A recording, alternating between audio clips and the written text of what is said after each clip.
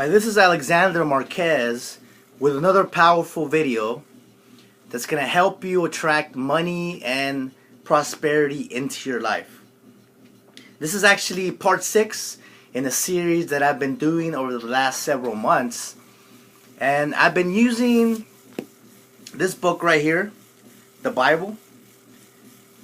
Of course, a lot of people that do not believe in God will kind of be skeptical about me using this book.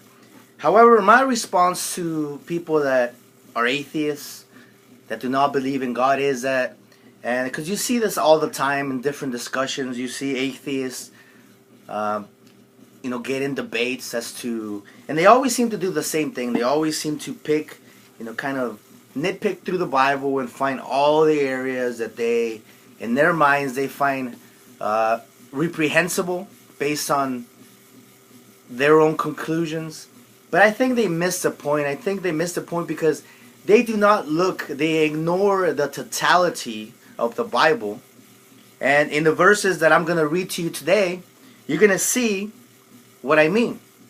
There's a lot of wisdom in this book, and if you approach it with the right mindset, so I encourage you to have an open mind, to approach this book with an open mindset and examine it. The Bible is just a representation. Not only the representation, not only does it represent the Word of God, but it represents history, poetry, philosophy, prophecy. It represents so much. It's a very complicated book, and it represents also the story of humanity.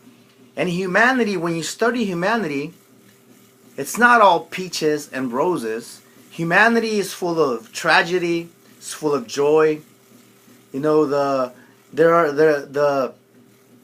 spectrum is, it's a massive spectrum, and there's not only good in the world. There's also bad. There's not only joy. There's also pain. So we need to keep an open mind. I think a lot of these atheists, they have a really closed mindset or mind when it comes to examining the Bible. But anyways, I don't want to sidetrack. So I'm going to tell you what is the sixth secret to attract wealth and success into your life. And when we talk about money, and going back to the belief in God, even atheists, people that say that they don't believe in God, well, when it comes to money, you actually, it's not that you believe in God, but you believe in a form of God. Because how do you invest your money? How you invest your money determines what you value in your life. For example, if I invest my money in drugs and alcohol, and I start to self-destruct because of these habits, I am, by my choices and how I choose to invest my money, I am showing that drugs and alcohol has become a form of God for me. So you can say you don't believe in God, but the way you invest your money kind of gives us a glimpse into what you truly value in your life and what you kind of place in a pedestal as some form of God.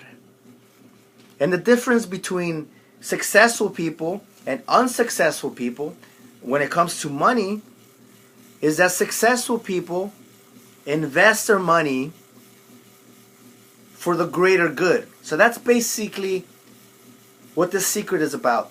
The rich invest in the greater good. They invest to honor God, to honor humanity. And the poor invest in self-indulgence, in selfish motives, things that give them instant gratification. So that's what I'm going to be covering in this powerful video. And so how do you invest your money? That's very important. And there are different types of investments. For example, we have the first investment. The first investment is you invest in things that are basically temporary, that immediately lose value. For example, if you go enjoy a meal somewhere, you're going to enjoy it, but what happens once it's done? The experience could have been beautiful, could have been fun, but it's over with. It's done. You invest in a car, as soon as you drive it off the lot, it starts to lose value. So it's a temporary investment. It's not really an investment that's going to be long term. And a lot of people do this, they invest in temporary things. It's things that give them instant gratification. Not that there's anything wrong with having a balanced life and investing in these things, but the majority of people invest most of their money in these things, and that's why they end up in the situation that they end up in. So this is the first type of investment. You invest in things that are just temporary and that lose value. The second type of investment is investing in things that increase in value. And this is what a lot of successful people do. Investing in a home is investing in something that increases in value. If you invest in a stock market, it has a great potential to increase in value. So this is what successful people do. They focus in investing most of their money in things that are going to increase in value. Now you might say that this is the end of the types of investments, but that's the essence of this video, is me showing you the third type of investment. And in order to do that, I'm going to go through this book, through the same book that I've been reading, which is the book of Proverbs. The book of Proverbs is a book that is full of wisdom. So that's why I say, if people just open their mind, even if they're atheists, they can still read this book and gain value, because it's a book full of wisdom. So I'm going to read to you chapter 19 of the book of Proverbs, verse 17. The book of Proverbs, chapter 19, verse 17 says the following: He who has pity on the poor lends to the Lord, and he will pay back what he has given. So you see here, it says here, he who has pity on the poor lends to the Lord. So it's comparing helping the poor, giving money to the poor, to you actually giving money to God. And it says he will pay back what he has given. Who's going to pay you back? The poor person? No. God himself is going to pay you back. So the third type of investment is helping those that are in need.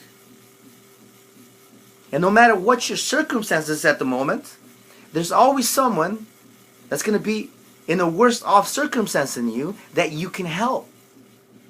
So the third type of investment is investing in the poor, in those that are in need, and those that are truly struggling in life. It's having a proper perspective and understanding that no matter how difficult your life is right now, it's not as difficult as someone that's truly suffering in a massive way.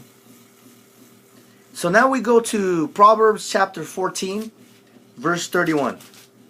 Proverbs chapter 14, verse 31. It says the following: He who oppresses the poor reproaches his maker, but he who honors him has mercy on the needy. So again, it's inviting you again to have mercy on the needy and to not oppress them.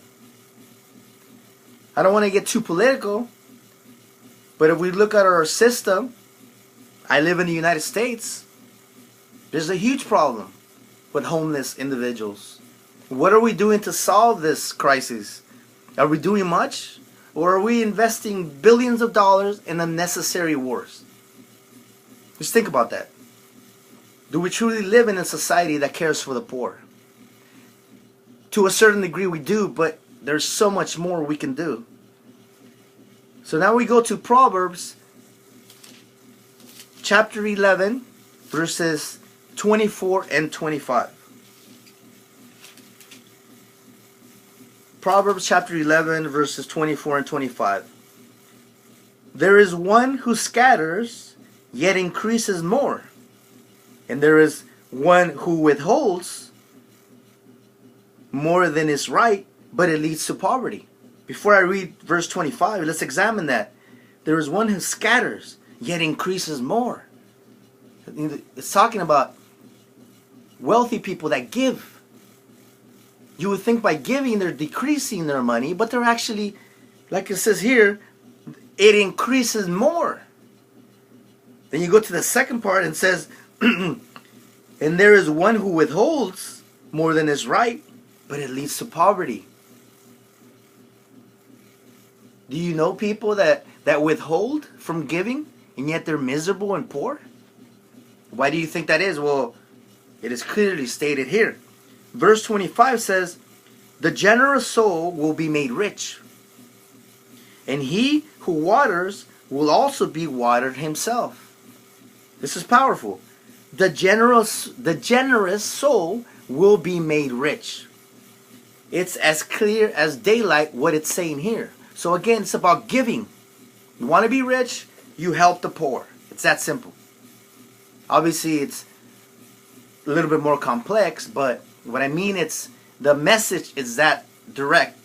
It's placing a huge importance in helping the poor once again. Now we go to Proverbs. There's only two more sections I'm going to read to you. Proverbs chapter 28. We go to Proverbs chapter 28, verse 27. Proverbs chapter 28, verse 27 says the following. He who gives to the poor will not lack, but he who hides his eyes will have many curses. Again, it's completely clear what it's telling us. Once again, it says, he who gives to the poor will not lack. Again, helping the poor, investing in the poor. Finally, Proverbs chapter 3. And this is a great way to conclude the overall point that I'm trying to make in this video, or the points that I'm trying to make. Proverbs chapter 3 verses 9 and 10 says the following. Honor the Lord with your possessions, and with the first fruits of all your increase. So your barns will be filled with plenty, and your vats will overflow with new wine. Honor the Lord with your possessions, and with the first fruits of all your increase, and your barns will be filled with plenty. So it says, honor the Lord, and you will never lack. You will always have abundance. And I believe that even if you're an atheist that doesn't believe in God and you're watching this video, there is great value to be taken from this. Even if you can replace God with honor the poor. As it explained there, that if you honor the poor, you're honoring God. Honor higher principles. Live by higher principles. And you will never lack. Help the needy. Help those that are in a worse off situation than you. So that's secret number 6 is help those that are in need, and you will be blessed and rewarded. This is Alexander Marquez. I hope this video was helpful. I encourage you to visit my blog at alexandermarquez.net. Click on the links that are below this video. If you're watching on YouTube, subscribe to my channel. And I will see you in the next video, which will be the final video on this series, which is part 7 on how to attract money and success into your life. I will see you on my next video. Take care and God bless you.